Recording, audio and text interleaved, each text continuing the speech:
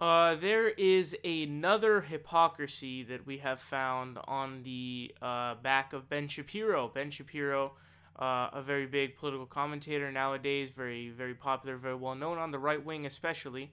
But here, what we're going to be looking at is Ben Shapiro sort of finds himself in a weird place. He is a Republican, a staunch conservative, but he's not pro Trump, although he does end up defending some of this stuff.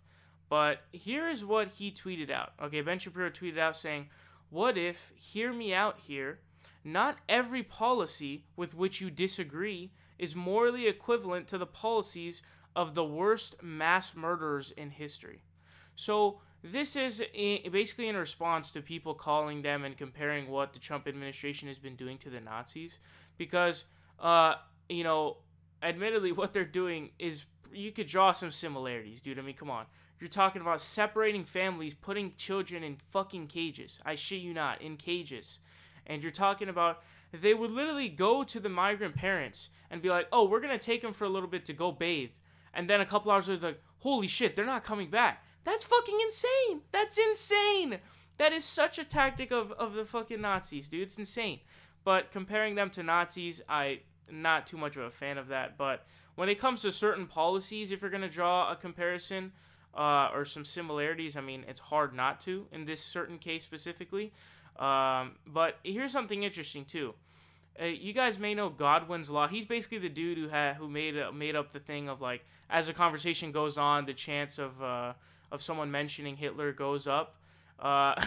He actually said, "Go ahead and call these motherfuckers Nazis." So the dude who created Godwin's law says, "Go ahead, call them Nazis." I'm not agreeing with him, but just throwing that out there for, fruit for thought. Here's a tweet from Ben Shapiro back in October 9, 2015. He sent out responding to Seth Rogen because Seth Rogen sent out a tweet saying, "Fuck you at real Ben Carson." I'm with you, Seth. Fuck you, Ben Carson.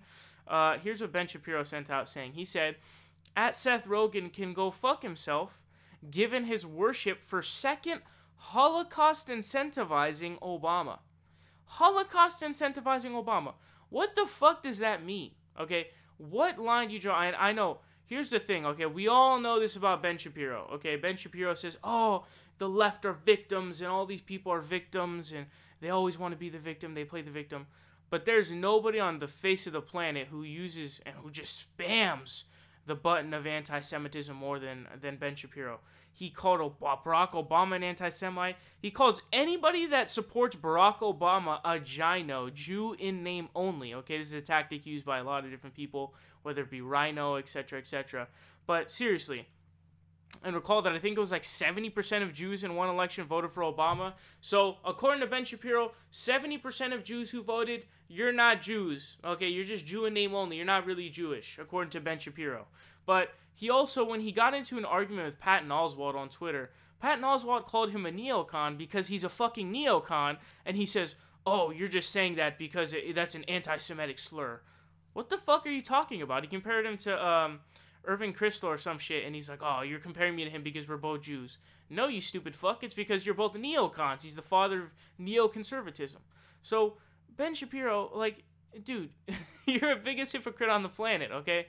And we've gone over this so many fucking times. It's purely insane. But, like, seriously, come on, Ben. Come on, Ben. At least live to your own proclamations. At least live to your own proclamations.